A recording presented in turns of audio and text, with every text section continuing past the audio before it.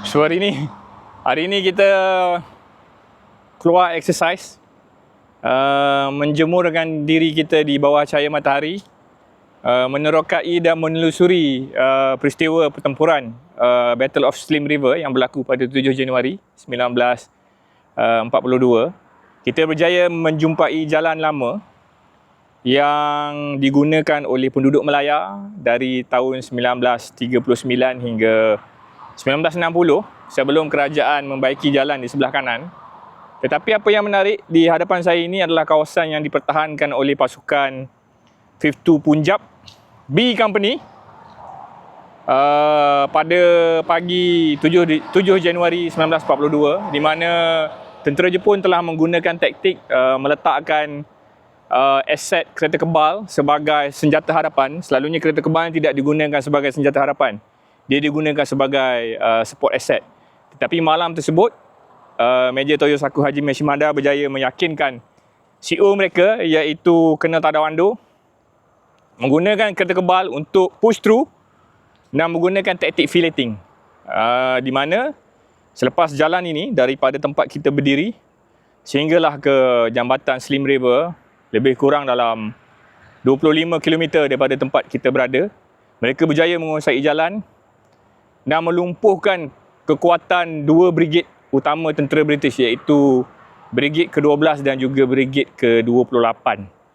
So, saya telah merujuk beberapa war diary dan penulisan daripada anggota yang terlibat. It's very hard for you to put it together sebenarnya.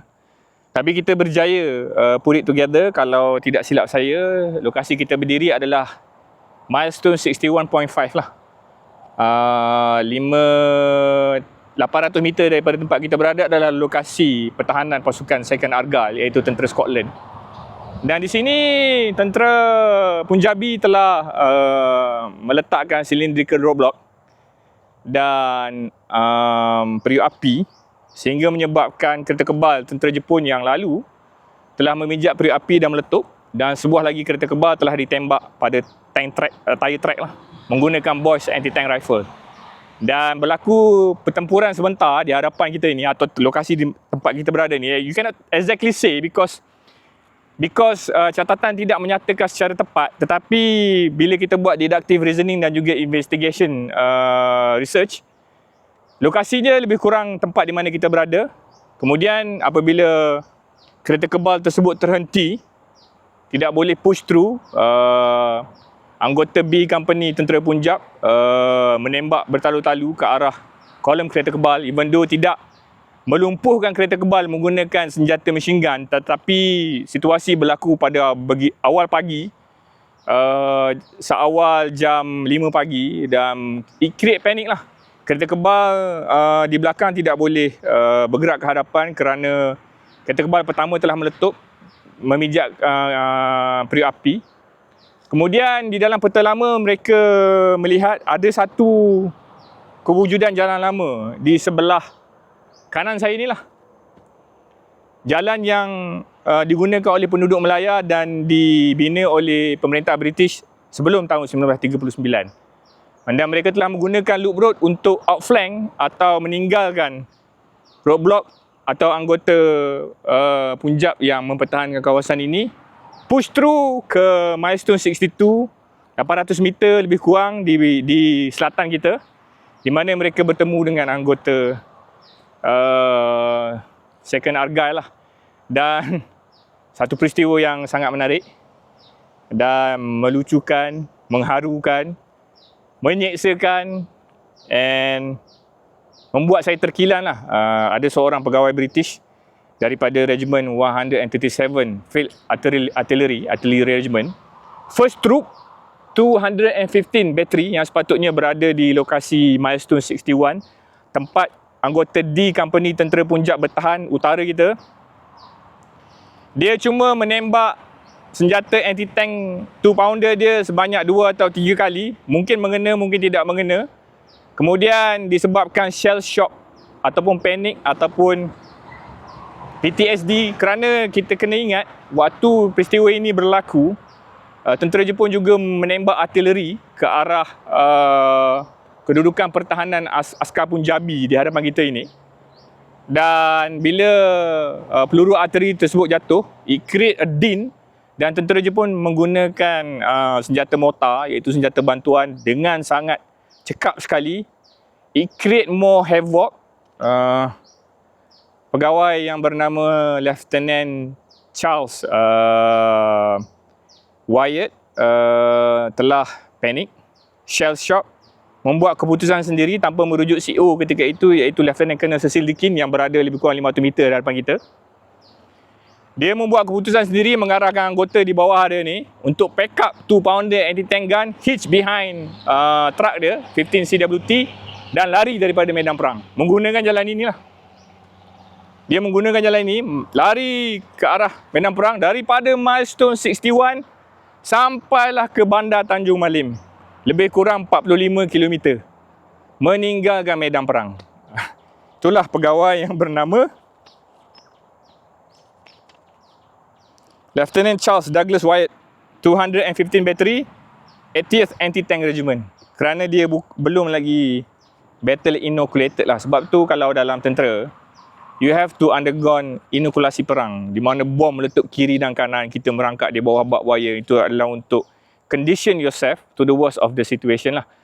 Tapi Lieutenant Charles Wyatt, Douglas Wyatt, lari daripada medan perang, menaiki 15 CWT truck menggunakan jalan ini sebelum unit kereta kebal yang diketuai oleh Lieutenant Sadanobu Watanabe mengikuti daripada belakang. All the way sampailah ke Pekan Tanjung Malim, dan 800 meter di hadapan kita Captain Kenneth McLeod, iaitu Adjutant 2nd Argyle yang attach dengan unit 52 Punjab sebagai liaison officer, cuba untuk memberhentikan kenderaan 15 CWT truck Lieutenant Charles Wyatt untuk dia take up position di seberang jalan, menembak ke arah kereta kebal musuh yang datang. Tapi Wyatt buat tak tahu. Dia buat tak tahu, dia mungkin terlalu panik, mungkin terlalu takut. Dia tidak menghiraukan Lieutenant Captain Kenneth McLeod berada di tengah-tengah jalan untuk memberhentikan 15 CWT truck tersebut. Dan beberapa minit selepas aksi terbabit, kita akan pergi ke lokasi itu. Beberapa minit selepas aksi terbabit, kereta kebal Jepun berjaya menembusi tempat pertahanan anggota B Company 52 Punjab untuk berhadapan dengan satu roadblock yang dimina secara tergesa-gesa oleh Captain Kenneth McLeod, anggota tentera Argyle di milestone 62. Okay, saya sekarang berada di persimpangan utama. Kalau tahun 1942 ni, jalan lama dia sebenarnya bukan jalan yang kita lalu hari ini, tetapi in between. So ini Sungai Terca, dicatatkan di dalam rekod perang. It goes all the way to Kelapa Bali Estate. So saya nak bercerita mengenai Lieutenant Charles Wyatt. Lieutenant Charles Douglas Wyatt tu, apabila tentera Scotland, 2nd Argyle and Sutherland Highlanders mendapat maklumat bahawa kedudukan tentera Punjab telah pun ditembusi oleh pihak musuh atau kereta kebal musuh, Brigade Commander Colonel Ian Macalister Stewart mengarahkan anggota 2nd Argyle untuk membuat sekatan jalan raya tergesa-gesa lah di 200 meter di hadapan kita. So lokasi kita berada ni adalah 62 milestone. Dan Captain Kenneth McLeod, adjutant kepada pasukan 52 Punjab, dia adalah anggota 2nd Argyle. Dia telah mengarahkan anggota B Company yang sepatutnya menduduki kawasan selatan kita untuk menebang pokok getah dan meletakkan apa-apa kenderaan di tengah jalan lah, untuk mengelakkan kereta kebal musuh menghampiri atau menembusi kawasan ini. So waktu dia sedang melaksanakan perkara tersebut, baru nak melaksanakan perkara tersebut, 15 CWT truck milik Lieutenant Charles Douglas Wyatt melalui jalan ini dengan keadaan begitu laju sekali, dengan meriam 2-pounder anti kereta kebal dia yang ditarik di belakang. Captain Kenneth McLeod berdiri di tengah-tengah jalan, you bayangkan. Saya percaya lokasi dia berdiri adalah lokasi di sekitar kita lah. Okay, kita takkan tahu lokasi yang tepat. Tetapi bayangkan dia sedang berdiri di tengah jalan ni untuk menghentikan kenderaan 15 CWT truck begini. Tetapi Lieutenant Charles Wyatt tidak menghiraukan permintaan Captain Kenneth McLeod. So bila Captain Kenneth McLeod melihat kenderaan menuju begitu lajunya, dia mengelak. Dia melihat kenderaan 15 CWT truck milik Charles Wyatt lari membawa senjata anti kereta kebal, dan lebih kurang dalam 10 minit atau kurang daripada 10 minit tersebut, maka datanglah kolom kereta kebal pihak musuh yang diketuai oleh Second Lieutenant Sadanambu Watanabe. Just brush through roadblock yang dia buat pada ketika itu. Dia hanya melanggar saja. So itulah yang diceritakan oleh Captain Kenneth McLeod mengenai betapa pengecutnya Lieutenant Charles Douglas Wyatt. Sekiranya dia berhenti meletakkan kedudukan 2-pounder gun dia menghadap pihak musuh yang datang daripada arah utara, saya percaya serangan tentera Jepun mungkin akan dapat dihentikan di sinilah. They can stabilize the situation around here. Ni hujan pun dah turun. So kita terpaksa meninggalkan lokasi ini dan datang pada hari yang lain.